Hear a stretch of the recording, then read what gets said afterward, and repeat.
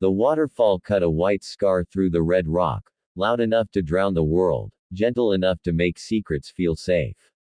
It spilled into a clear basin hidden by cottonwoods and smooth stone, a place the Apache woman had known since childhood, a place the maps of settlers never bothered to name.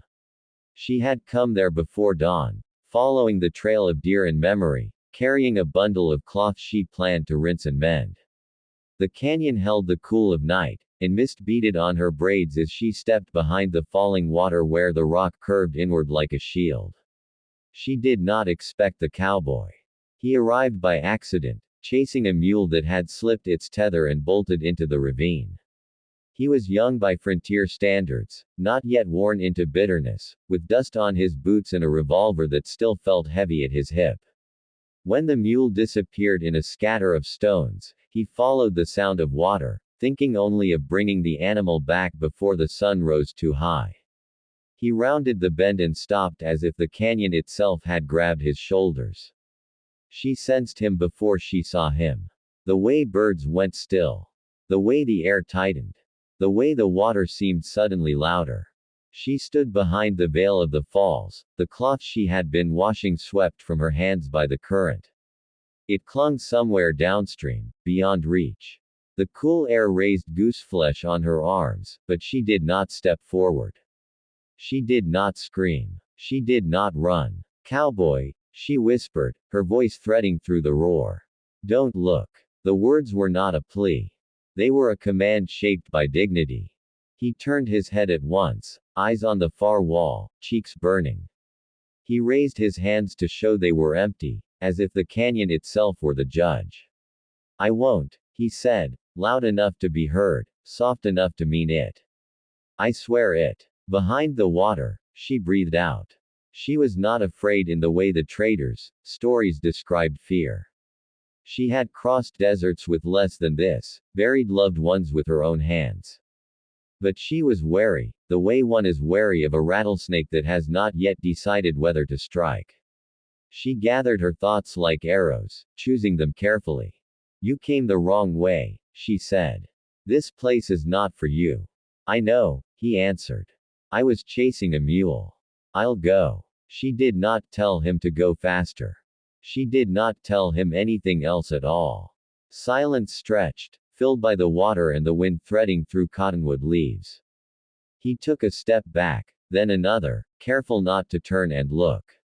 A stone shifted under his heel and clattered into the pool. The sound made her flinch despite herself. "Wait," she said, surprising them both. "There is something you can do." He stopped. "Anything." "My dress," she said. The water took it. He swallowed. He did not ask questions. He knelt by the pool, eyes fixed on the surface, and reached into the cold water, following the current by feel. The cloth brushed his fingers and slid away. He moved slowly, patient, until he caught it against a rock and lifted it free, heavy with water, the color of earth after rain. He held it out without turning. She stepped from behind the falls just enough to take it, the spray masking her shape, the moment passing like a shadow. She retreated again and wrung the cloth, her hands sure. When she spoke next, her voice carried a different weight. "You could have done otherwise," she said. "So could you," he replied, then winced, unsure if he had overstepped. She considered him through the water's blur. "I chose this," she said. "And you chose not to look. That matters." He nodded, though she might not see it. He backed away again, then turned only when the bend in the canyon hid the pool from view. He found his mule chewing sage where the ravine widened, as if nothing of consequence had happened at all. But his hands shook as he retied the rope, and the day never settled into ordinary. Word travels strangely on the frontier. It leaps and twists, grows teeth. By evening, men in the camp were laughing about an Apache woman bathing behind a waterfall, about a cowboy who had lost his nerve. He did not laugh with them. He packed his gear and left before dawn, riding south toward a line of hills that had no name on his map. The woman watched him go from the high path above the canyon, the cloth mended and folded under her arm. She had not followed him, but she had marked the way he rode, the way his shoulders held themselves. She carried the story home, not as gossip, but as a measure of the land changing around her. The elders listened and nodded. They knew what it meant when a stranger chose restraint. They also knew restraint did not last forever. Weeks later, the valley changed color. Wagons cut new scars through grass. A fence went up where the antelope used to cross. Soldiers rode with rifles glinting, their orders written far away. The cowboy returned with them, not by choice but by circumstance, hired as a scout because he knew the water and the ways through stone. He kept his distance from the falls, as promised, but he could not keep distance from the consequences of being there. When the first shots cracked in the foothills, the sound split the day like a log under an axe. The Apache scattered into the ravines they knew better than any map.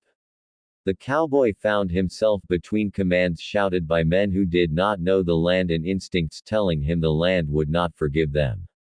He saw her then, not behind water but on the ridge, signaling with a mirror flash, a language older than gunpowder. He hesitated for a heartbeat, then raised his own mirror in reply, reflecting the sun once, twice, 3 times, the pattern she had taught him without words. The skirmish that followed was brief and ugly. No glory clung to it. Dust and confusion, the smell of iron and fear. When it ended, the soldiers claimed a victory that felt hollow even to them. The cowboy slipped away in the dusk, following the flashes back to the canyon. They met again where the water fell, this time clothed and wary, equals in danger if not in power. She spoke first, her gaze steady. "You came with them," she said. "I came because if I didn't, someone worse would have," he answered. "I tried to keep them from the places they shouldn't go. Did you succeed?" He shook his head. "Not enough." She studied him, measuring truth the way her people measured weather. "You can leave," she said. "You should. And you. We will endure," she said, not boasting, not pleading. "We always have." He wanted to say more. He wanted to apologize for a world that had decided it was his by default. He wanted to promise things he could not keep. Instead, he did the only thing that had meaning between them. He listened. They spoke of water sources and safe paths, of where not to ride, of the signs that meant ambush and the signs that meant welcome. They spoke as people do when the world narrows and every word must carry weight. When they parted, there was no drama in it. He mounted his horse and rode away without looking back. She turned into the canyon and let the water erase their footprints. Years passed. The frontier hardened into towns, then into laws that pretended the past had not been violent. The waterfall kept falling. The canyon kept its secrets. Travelers told stories that softened the edges, that made the woman a whisper and the cowboy a hero or a fool depending on the teller. The truth was quieter and more durable. On a day much like the first, with mist in the air and birds holding their breath, a young girl came to the pool to wash cloth. She had been taught where to stand and where not to stand, what to say if someone came where they should not. The water took a corner of fabric and laughed, and the girl laughed too, unafraid. From the bend, a rider heard the laughter and stopped, turning his horse away without being asked. The land remembered the choice. So did the people who belonged to it.